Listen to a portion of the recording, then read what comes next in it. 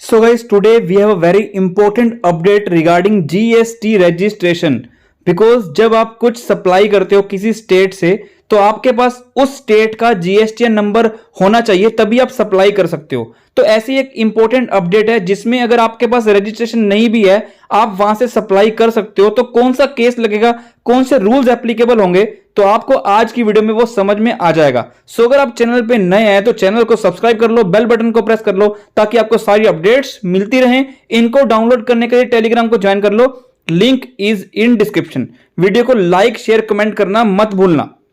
Separate GST registration not required for selling goods directly from port of import before clearing it for home consumption. समझेंगे बाद में, पहले समझेंगे कि इसका मतलब क्या। देखो बात सुनो, सपोज करो जो एक पर्सन है जिसने इंपोर्ट किया है उनके पास जीएसटीएन नंबर कहां पर है, महाराष्ट्र में। अब जो कस्टम पोर्ट है सपोज करो किसी और स्टेट में है, वहां पर गुड्स आ रहे हैं। अब वहां पे गुड्स आएंगे तो महाराष्ट्र वाला पर्सन क्या करेगा, कस्टम ड्यूटी पे करेगा, आईजीएसटी पे करेगा, वहां से गुड्स क्लियर करवा लेगा होम कंजम्पशन के लिए।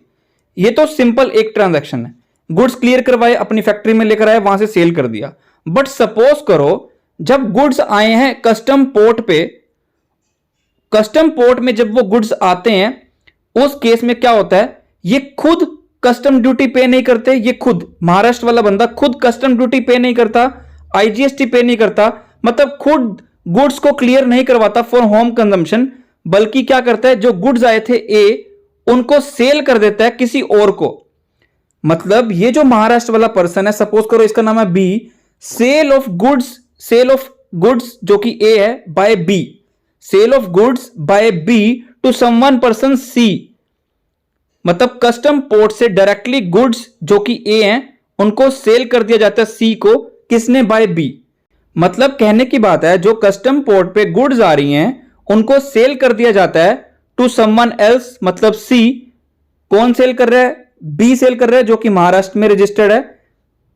सेल कब हो रही है, before clearing it for home consumption. B खुद क्लियर नहीं करवा रहा अपने होम कंजम्पशन के लिए, अपनी फैक्ट्री में लाने के लिए, बल्कि सी को वो ट्रांसफर कर देता है, सेल कर देता है डायरेक्टली कि भाई तू ही क्लियर करवा ले, तू ही कस्टम ड्यूटी पे करके, सब ड्यूटीज पे करके तू ही क्लियर करवा ले।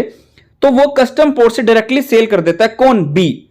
तो यहां पर क्वेश्चन आता है कि क्या बी को कस्टम पोर्ट पे रजिस्ट्रेशन लेना जरूरी है। तो ऐसा ही इंपॉर्टेंट केस गाइस आपको हेल्प करेगा, तो प्लीज चैनल को सब्सक्राइब और कमेंट जरूर कर देना। तो केस समझते हैं, पार्टीज आपके सामने हैं।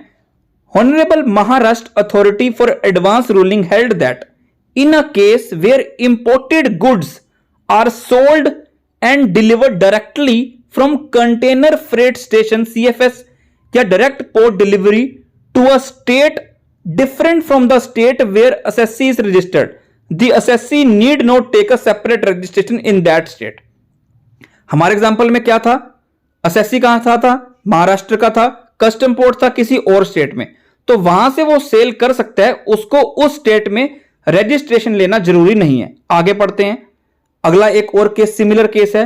Has sought an advance ruling on whether the applicant registered in Maharashtra is required to take registration in importing states other than Maharashtra। Custom port कहां पर है, अदर देन महाराष्ट्र की स्टेट में है।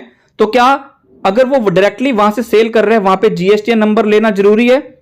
कब ये बात आएगी, अगर वो डायरेक्टली सेल कर रहा है। If goods are imported, sold and delivered directly deliver करी जा रही है किसी और पर्सन को, हमारे एग्जांपल में सी, बी ने डायरेक्टली गुड्स को डिलीवर किया सी को before clearing it for home consumption.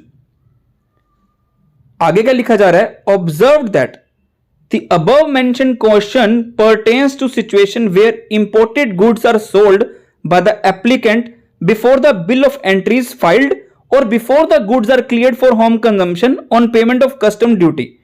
मतलब जब गुड्स आती हैं कस्टम पोर्ट पे, बी खुद पे नहीं करता कोई भी कस्टम ड्यूटी वगैरह, बिल ऑफ एंट्री फाइल नहीं करता और उन गुड्स को क्लियर नहीं करवाता, उसके पहले ही वो बेच देता है। उस केस में ये रूल एप्लीकेबल हो रहा है कि उसे जीएसटीएन नंबर लेना जरूरी नहीं है।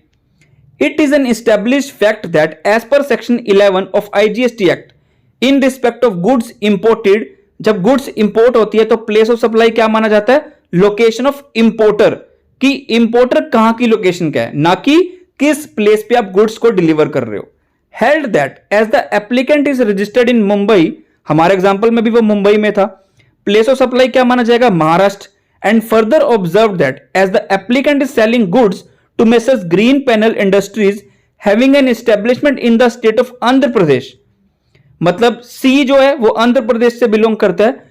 Before clearing the same for home consumption from the port of import, import से डायरेक्टली आंध्र प्रदेश में गुड्स जा रही हैं, मतलब खुद इन्होंने, मतलब ए ने, मतलब बी ने, सॉरी, खुद क्या नहीं किया, खुद क्लियर नहीं किए, तो इस केस में प्लेस ऑफ सप्लाई क्या माना जाएगा, will be the place from where the applicant make a taxable supply of goods which in the present case will be Maharashtra. मतलब goods directly import, custom port से सेल हो रहे हैं। मैं पिक्चर बनाता हूं, कस्टम पोर्ट से गुड्स को सेल किया जा रहा है आंध्र प्रदेश में, ठीक है, बट एप्लीकेंट खुद कहां पर है, महाराष्ट्र में, तो प्लेस ऑफ सप्लाई क्या है, महाराष्ट्र, प्रोवाइडेड जो इनवॉइस है वो महाराष्ट्र से इशू हो रहा है, तो इन दैट केस जो टैक्सेबल सप्लाई मानी जा रही है वो महाराष्ट्र से मानी जा रही है, चाहे वो यहां से जा रहा है, जीएसटीएन नंबर लेना यहां जरूरी नहीं है। Held that the applicant need not take, ध्यान से पढ़ो, held that the applicant need not take a separate registration, उसको सेपरेट जीएसटीएन नंबर लेने की जरूरत नहीं है, and can supply the goods on the basis of invoice issued by Maharashtra office. तो ऐसे गाइस जो आपके सामने नीचे केस आ रहे हैं इसमें सेम रूलिंग दी गई है। सो आई बिलीव आपको वीडियो काफी रेलेवेंट लगी होगी। वीडियो में कुछ भी अच्छा लगा तो लाइक शेयर कमेंट करना मत भूलना। Till then good bye.